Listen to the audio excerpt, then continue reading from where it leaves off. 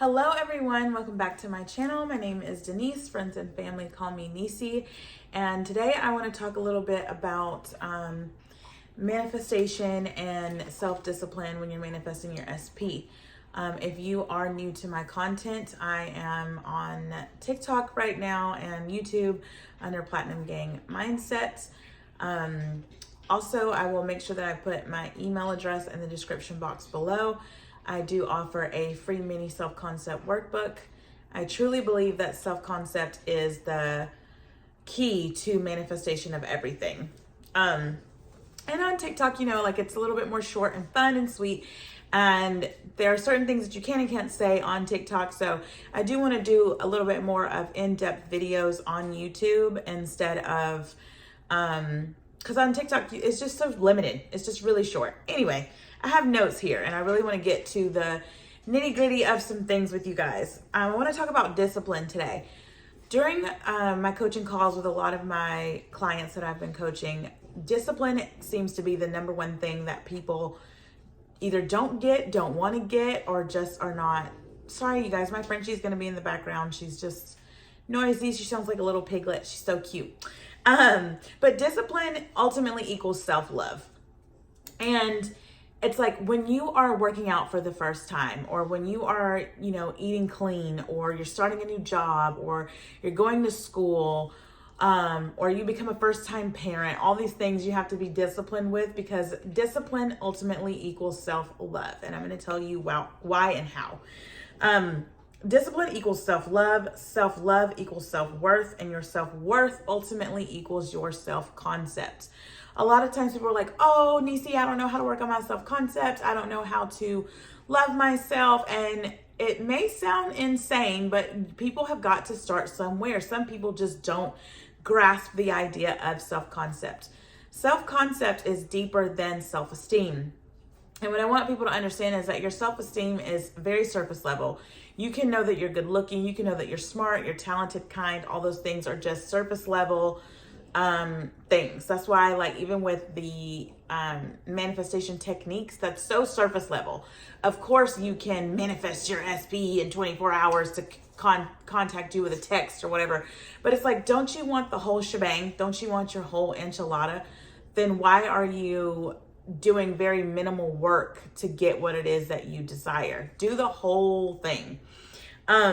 Ultimately, self-concept will help you create better boundaries with people as well.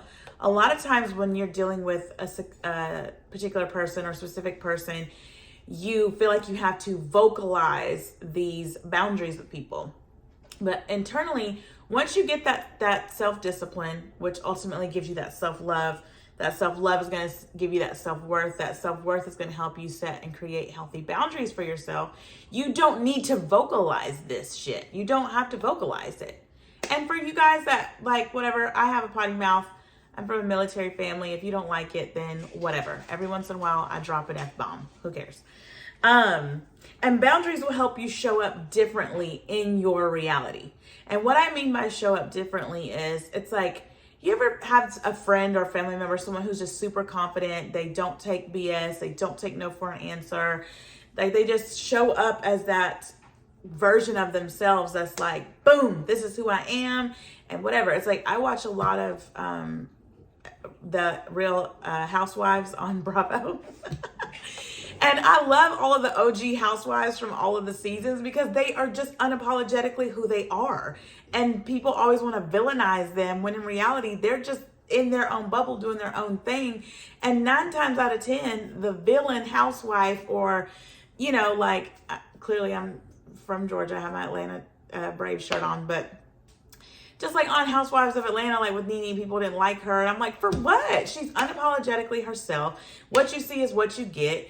She creates these healthy boundaries where she's like, this is the line. You're not going to cross it. And if you cross it, these are the consequences for your actions. Teresa Giudice is the same way on Housewives of New Jersey.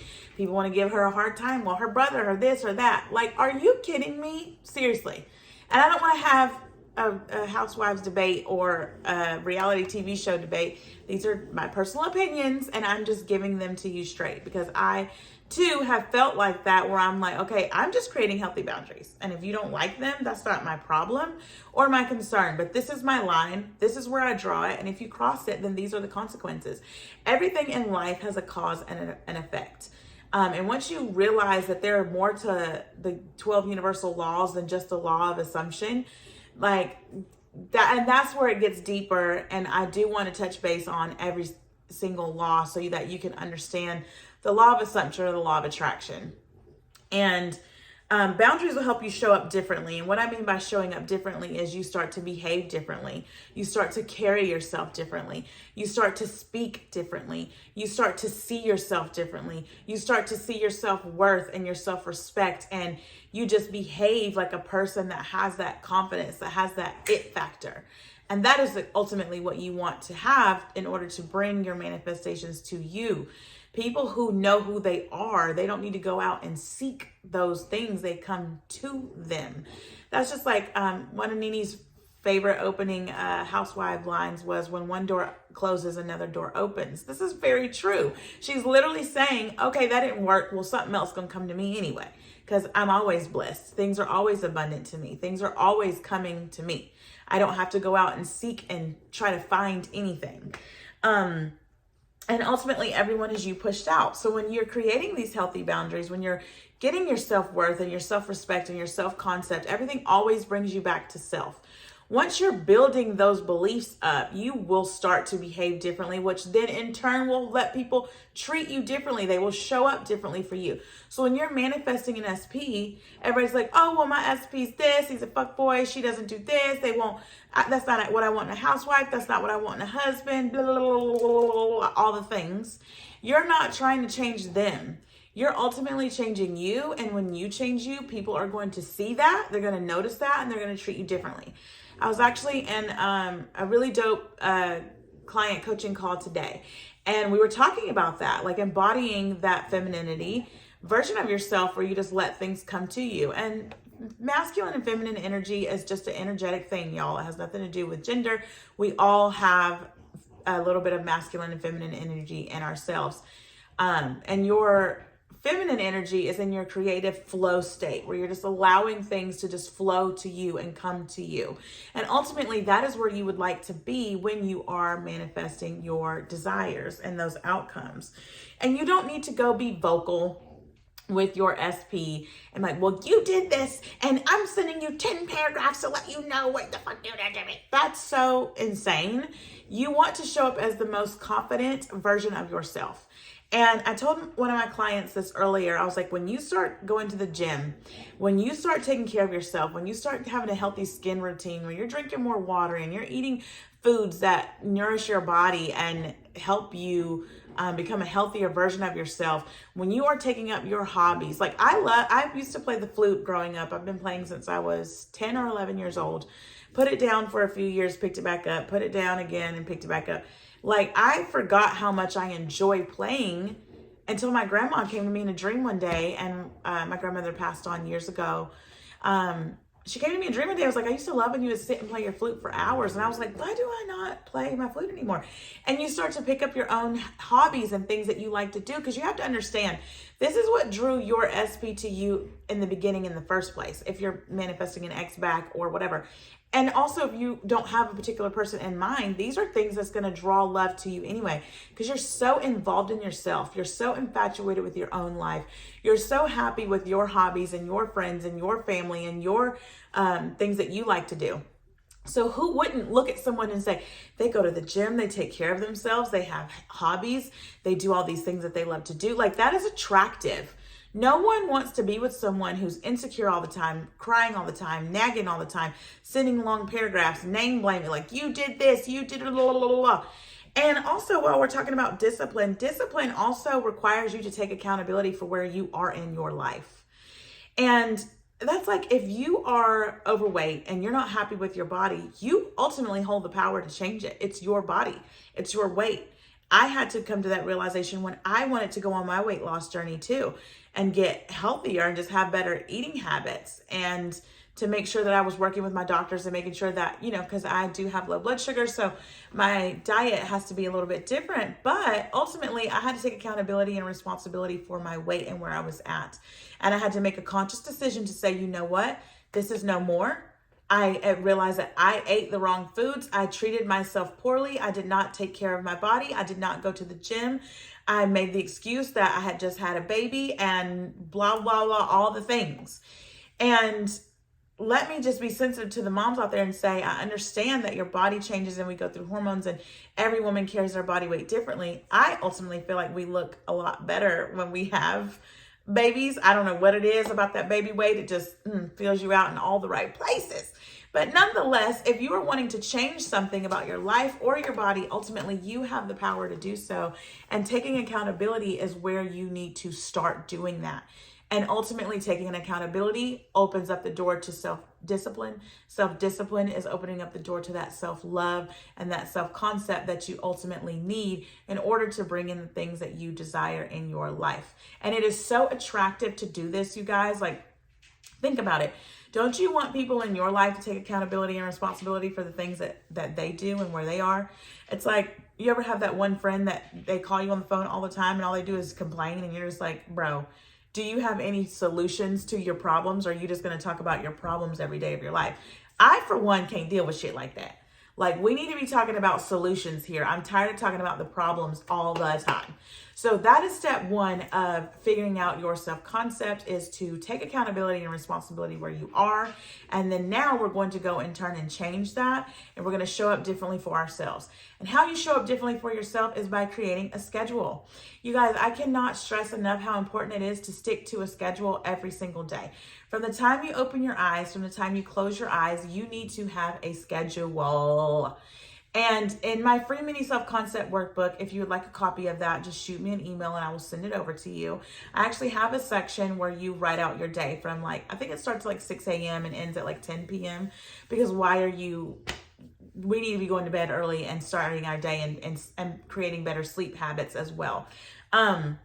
Nonetheless, creating a schedule for yourself keeps you so busy that you don't have time to focus on the lack that you have from not having your manifestation.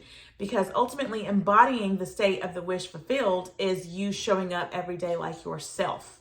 You're not having to do this weird voodoo hoodoo stuff.